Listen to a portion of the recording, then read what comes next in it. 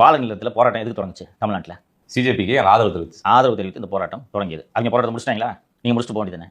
இங்க போராட்டம் நடத்தாங்க சிஜேபி வந்து நாங்க முடிச்சுக்கிறோம்னு சொல்லிட்டாங்க. ஆனா இன்னொரு தரப்பு தான் வந்து இல்ல முடிக்கக்கூடாது, இங்கே உட்காருங்கன்றாங்க. அது எந்த குரூப்ன்றது சொல்லி தெரிய வேண்டியதில்லை. அதுல இன்னொரு குரூப் வாங்க மெரினா போன்றாங்களே சார். மெரினாவில் எந்த அரசும் போராட்டம் நடத்த அனுமதிக்காது என்று தெரிஞ்ச விஷயம் தான். தாவேக அரசுக்கு நெருக்கடி கொடுக்க வேண்டும் என்பதற்காக தான் இந்த போராட்டத்தை தொடர வேண்டும் என்றே சொல்கிறார்கள். இன்னைக்கு நடக்கிற பேரணிலாம் அதோட நீச்சி. அண்ட் லியோவுக்கு தெரியும் 2009 எல்லாம் இருந்துச்சு.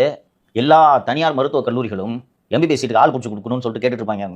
கேள்விப்பட்டிருக்கே இல்லையா? இன்னொரு தாக்கம் இருக்குது சார். என்னன்னா, இங்கே வச்சுக்கிற மருத்துவக் கல்லூரிகள் எல்லாமே ஏதோ ஒரு அரசியல்வாதியோட பினாமி பேர்லையோ இல்லை ஒரு அரசியல்வாதியை வச்சு நடத்ததான் இருக்கும். ஸோ ஒரு மெடிக்கல் சீட்னா அது வந்து crore கணக்கில் போகும்.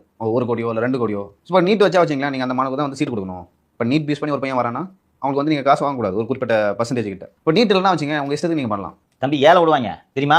ரேடியாலஜி சீட் ஒன்று இருக்குது, 2 சொல்கிறாங்க, 1.5 பேசி முடிக்கலாம். இப்படி தான் டாக்ஸே நடக்கும். கார்டியாலஜினா கொஞ்சம் அதிகம், ஆர்த்தோ கொஞ்சம் கம்மி. இப்படி தான் வியாபாரம் நடக்கும். அந்த வியாபாரத்தை தொடர்ந்து நடத்தணுன்றதுக்காக தான் இன்னைக்கு இவங்க எல்லாம் போராட்டம் நடத்திட்டு இருக்காங்களா? டெல்லி போராட்டம் நியாயமான போராட்டம். ஃபேர் நீட் எக்ஸாம் ஒழுங்கா நடத்து, கேன்சல் பண்ணி விடாது இல்லையா? அதான டிமாண்டு. இங்க கனிமொழி அவர்கள் வந்து சொல்றாங்க சிஜேபி போராட்டம் ஒரு கூத்து, அந்த கூத்துல இதுக்கு நமக்கு தலையில அப்படின்னு சொல்றாங்க. நீட்டை ஒழிக்கணுன்றது தான் சரியான கோரிக்கை. சரி, இப்ப 5 வருஷமா நீங்க போராட்டம் பண்ண வேண்டியதானே? 22 பேர் இருக்கீங்களே, இந்த 5 வருஷங்கள்ல இந்த தொடர்ந்து நீங்க தான் எம்பி வந்துட்டு இருக்கீங்க. என்ன பண்ணீங்க? பாராளுமன்றத்தை சட்டம் ஏற்றணும். கரெக்டாப்பா? நீங்க தீர்மானம் போட்டு அனுப்பிச்சிட்டு உங்க வேலை முடிஞ்சு போச்சுன்னு போயிட்டீங்க. தொடர்ந்து நீங்கள் தானே எம்பியாக இருந்து கொண்டிருக்கிறீர்கள். கனிமொழிக்கு இது 3rd டேர்ம், திமுக பெரும்பாலான எம்பிகளுக்கு இது 3rd டேர்ம். கரெக்டா?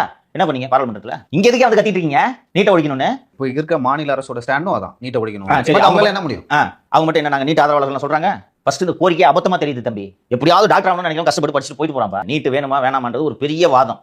ஓகே, ஆனா நீட்டை வந்து ஒழிச்சிட முடியுமா அல்லது தமிழகத்துக்கு நீட்டிலிருந்து விலக்கு வாங்க முடியுமா அப்படின்றதெல்லாம் உடனடியாக சாத்தியம் இல்லாத கோரிக்கை. இல்ல அந்த கோரிக்கையை வலியுறுத்தி தொடர் போராட்டங்களை நடத்த வேண்டும் என்றால் நீங்கள் அவர்கள் தான் இடத்தை காலி செய்து விட்டார்கள். ஜந்தர் மந்தரில் போய் அமர்ந்து போராட்டம் நடத்துங்கள். இங்க போராட்டம் நடத்தி எதுக்கு ஜனநாயகன் படத்தை திட்டிட்டு இருக்கீங்க? படமகன்லாம் எதுக்கு கட்சி கூட்டிட்டு இருக்கீங்க?